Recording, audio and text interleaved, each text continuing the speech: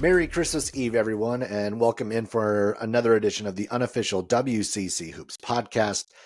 We are only a few short days away from the start of WCC play, so a very welcome Christmas gift this coming week, as we will have 4 WCC conference games on Saturday. 2 of the teams still playing non-conference games. Oregon State, as I'm recording this, do have the championship game of the Diamond Head Classic against Nebraska tonight. So there's a couple of non-conference games still to go. However, the bulk of the teams, the bulk of the WCC is done with its non-conference and will be starting to think about their in-conference rivalries, these in-conference matchups. So that will be taking place this weekend to kick it off. And I will be hosting a live broadcast Saturday morning, as we did a couple weeks ago. And at least right now, we're going to start with one and see how this goes. But this is going to be at least a test run on Saturday of maybe doing a Saturday morning edition every single time we go into conference games. And also, before we get to Saturday, I'm going to do a kind of a mini synopsis of each team. So there are plenty of people who have obviously not been paying attention to college basketball for either NFL reasons, for college football reasons, whatever the reason, so that people can actually play a little bit of catch up. So if you have anyone, if you've been a regular listener and need your friends to play catch up on what's been happening, I'll be putting together these quick synopses for later in the week before we get to conference play. Again, mentioned Oregon State is one of those teams that's still playing. They're 2-0 in the Diamond Head Classic, playing Nebraska, so we will see if they kind of roll into WCC play really on a roll here, as they only do have 2 losses on the conference or on the non-conference slate at this point. Also, I'll talk a little bit about the tighter race that I now see as we enter these last couple of months. It really does seem like the last week or so has kind of made a little uneasy, I think, for a number of teams. And that's where I'm going to start here.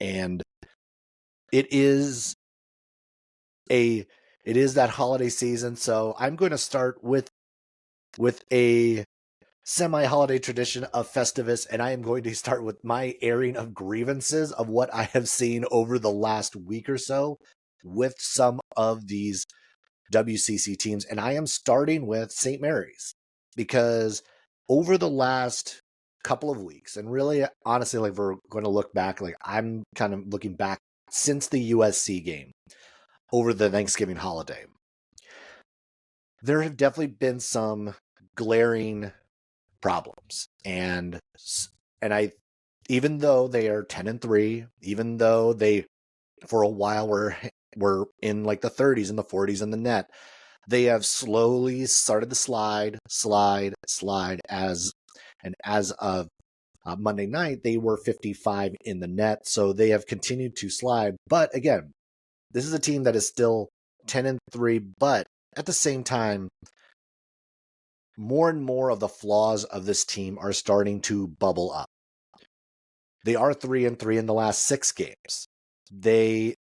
Their lack of a consistent outside shooter, I think, has become more apparent.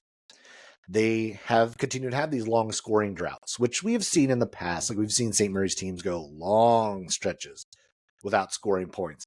But the difference here has always been the defense. The defense has always been something that has kept them in games and won them a lot of games.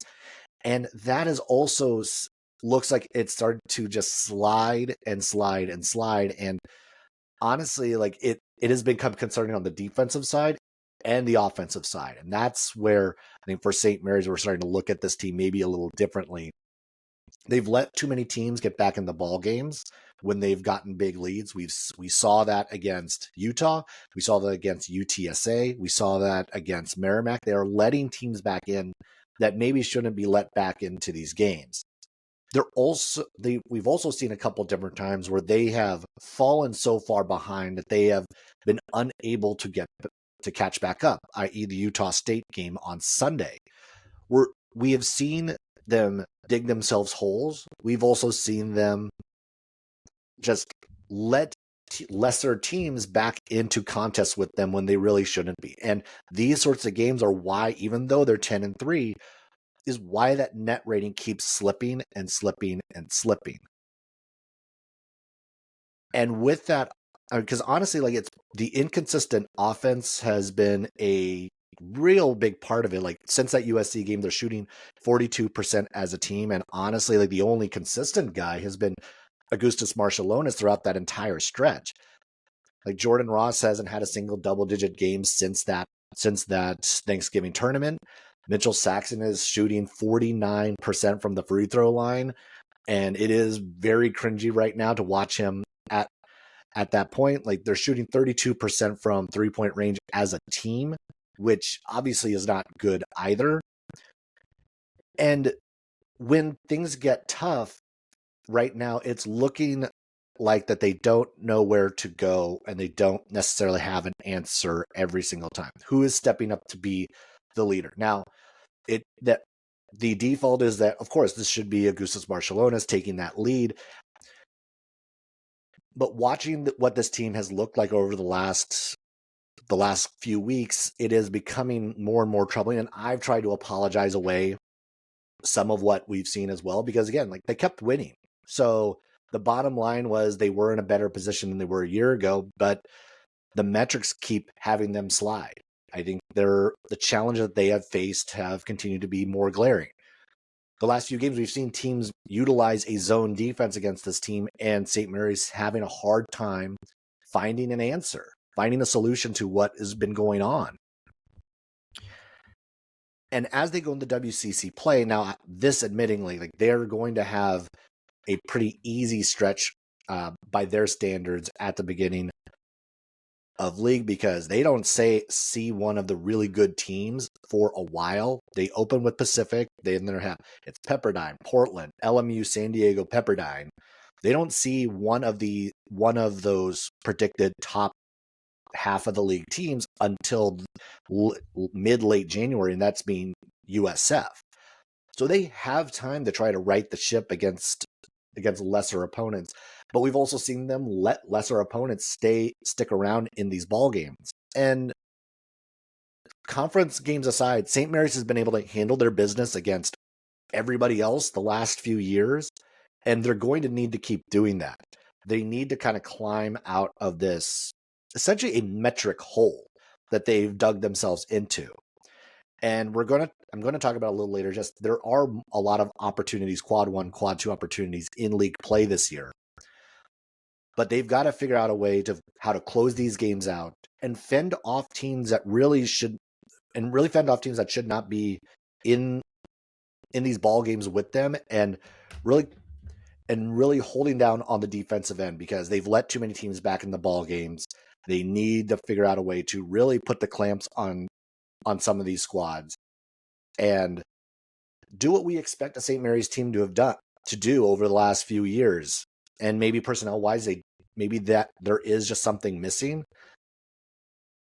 But there's a level of expectation we have for this St. Mary's team, for a Randy Bennett coach team. And the last few weeks, honestly, I don't think we've seen that level of basketball since Thanksgiving. And another team that is worrisome to me right now is USF. And this is largely because of a very key injury, and that's Ndewedo Newbury.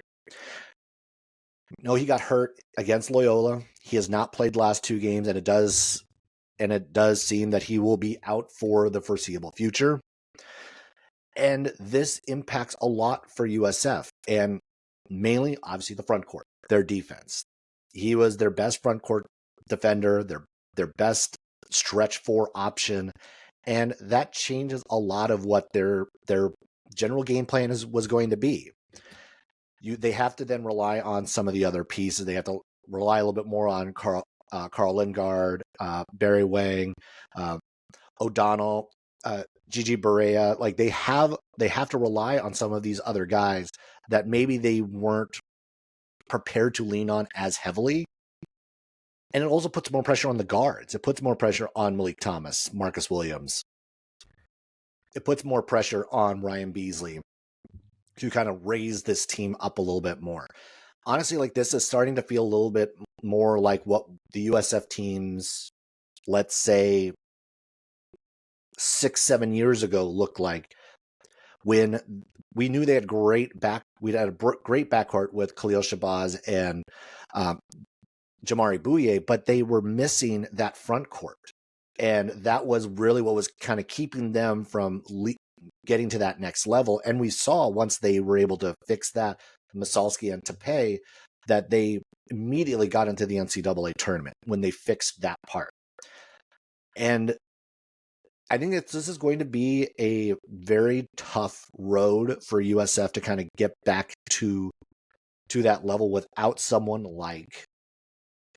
without Newbury. Like, this was someone, again, like, his value, his importance, I think, is going to be highlighted in the next couple weeks because of who they are slated to play in the early part of conference. They open with LMU, and LMU's not going to be a pushover. LMU looks like they have started to figure something out.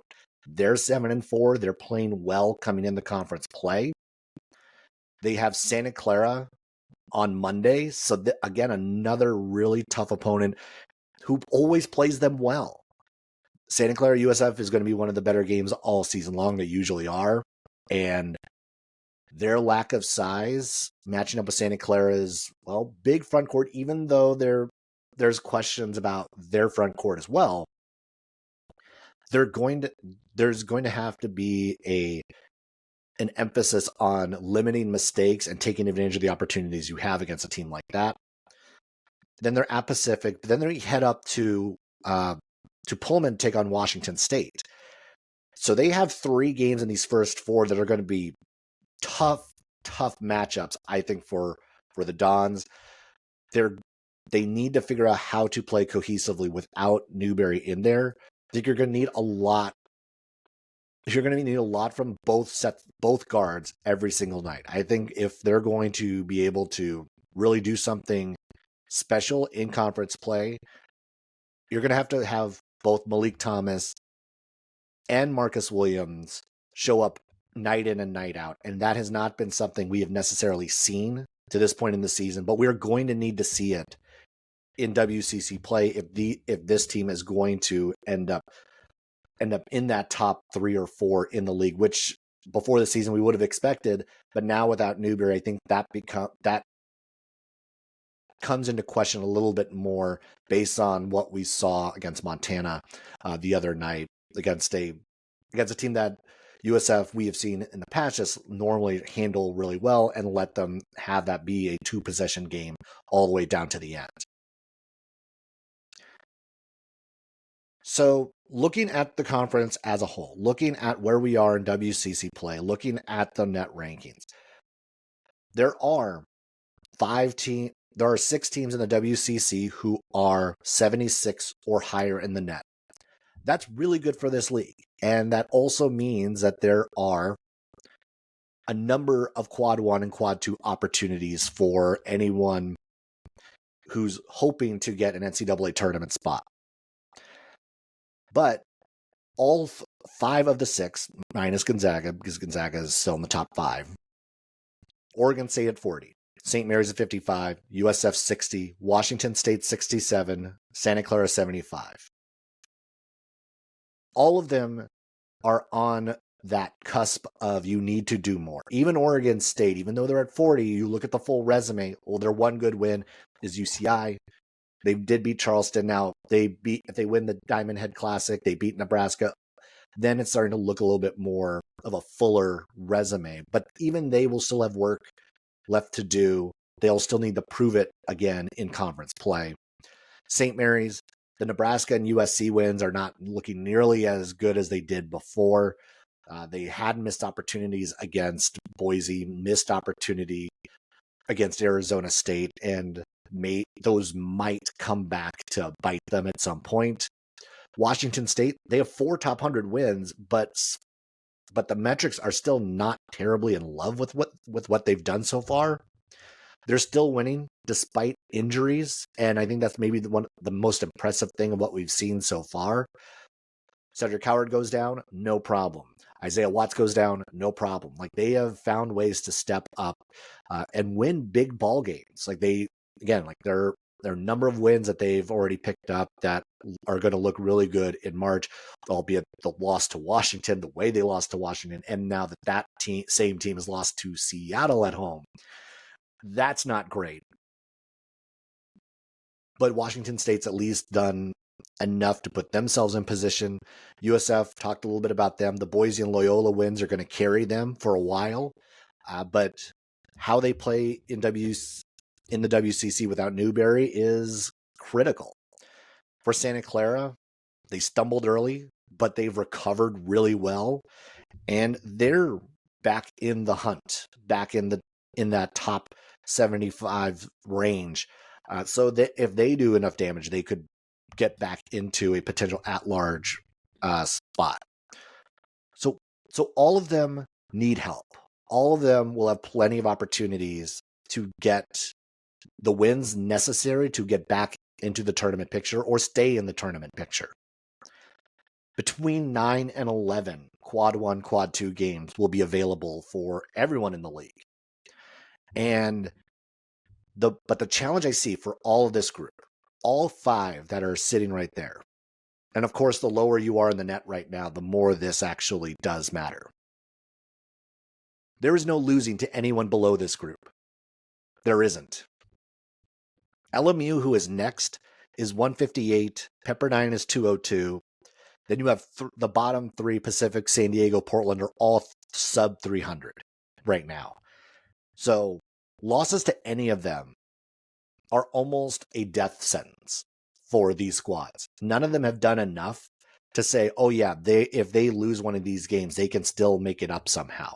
I would feel really, really uneasy if I was any of these teams and I picked up a loss to Pepperdine, if I lost to Pacific, if I lost to LMU, even though, again, I know they're playing well, the metrics don't love LMU. So I would be very weary of a loss to any of these squads if I were hoping to get an at-large spot.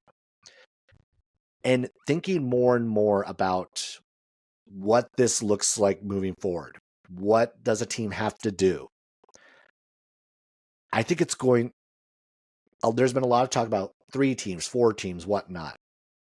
I think it might be really tough to get any more than 2 out of the WCC this year, because I think much like what we've seen happen in other conferences, this could be a league in the middle right here that cannibalizes itself, that everyone is going to end up beating up each other, that they've beaten up each other enough that will cost a few of them a tournament bid, a tournament spot.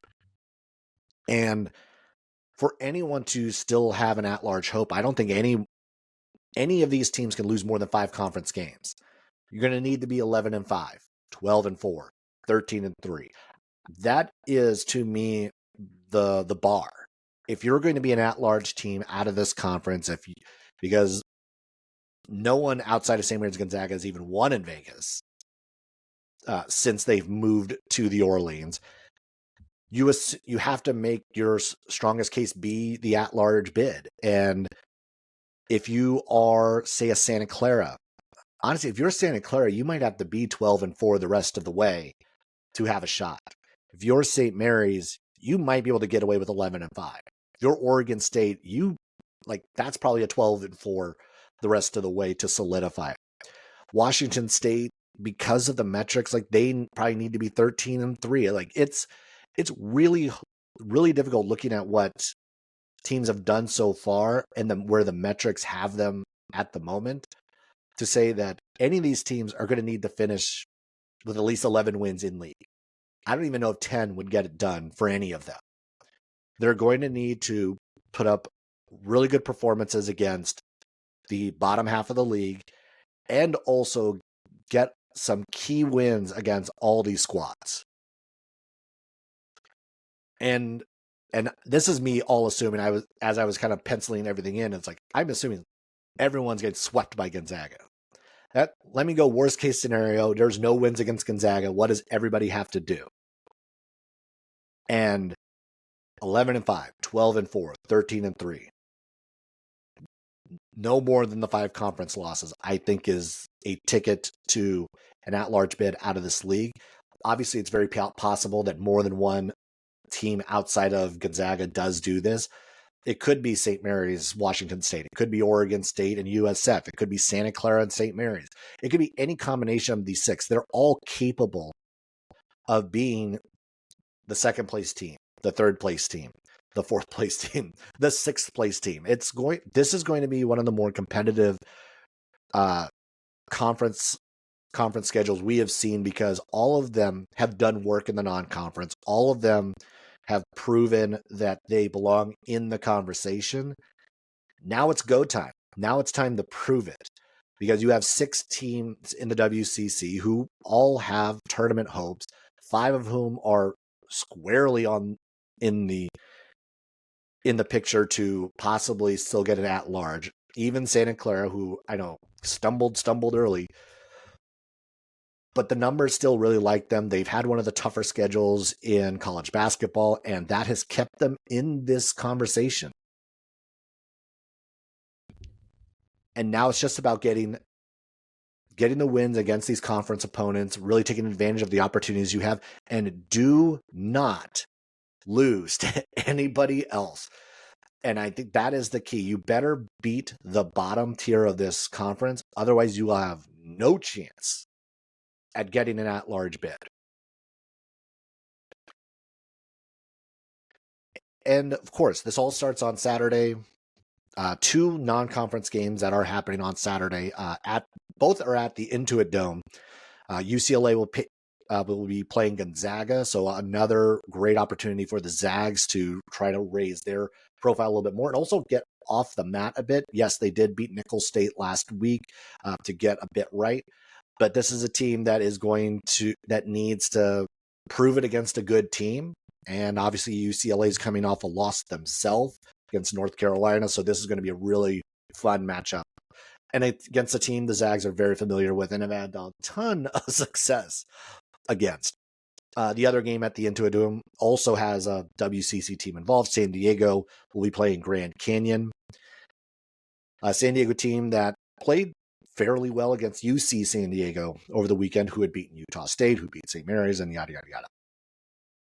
And the WCC slate for Saturday, 4 games. Pepperdine is going to be at Santa Clara, Pacific at St. Mary's, Washington State at Portland, LMU at San Francisco. And then because of the holiday and everything else, we have Monday games this coming week. LMU at Washington State, Portland at Oregon State, Pacific at San Diego, Santa Clara at San Francisco, big one there, and Gonzaga at Pepperdine. So a lot of really good basketball this coming weekend and going into the New Year holiday. And this is going to be the start of a really fun conference year. The league, again, has not been this deep in a very long time, very, very long time. Oregon State has played above what we all thought they would be. Washington State, I think, has played better than we all thought they would early on. Santa Clara has maybe stumbled a bit more than we initially thought, but they're still right in the mix. And the top half of this league is going to be exciting. The top half of this league is going to be a lot of fun. And that's not to say the bottom half of the league has also had some moments. Like Pepperdine is starting to play some decent basketball right now. So they've won 5 of their last 7 going into league play. They're starting to look more cohesive. It's starting to come together a little bit more. And Pepperdine is knocking on the door of getting out of that bottom 200 and hop back into that top 200 range, which is obviously a really good sign for that program and what they've been doing so far. LMU has kind of gotten off the mat as well, so you cannot overlook the Lions as well. And the Dons are going to get that first shot on Saturday against the LMU squad that is going to be hungry and throughout conference play is going to be playing spoiler. So we will see how LMU is able to come out the gates against a banged up and bruised Dons team on Saturday. All right, and another reminder that I will be doing the live on Saturday to kind of kick off WCC play. So we'll talk about each of those matchups. We'll talk a little bit about Gonzaga, UCLA, And then we'll also kind of get into the Monday matchups as well, talk about Santa Clara USF as we get prepped for the first weekend of West Coast Conference basketball and a league now with not 9 but 11 teams. So the official introduction and games for Washington State and Oregon State as WCC members playing WCC games. All right, well, that'll do it for this episode of the unofficial WCC Hoops podcast. Be sure to hit subscribe and follow along on social media at unofficial WCC pod and at Posts by Zach. Merry Christmas, everyone. I will see you after the holiday, and I will catch you later.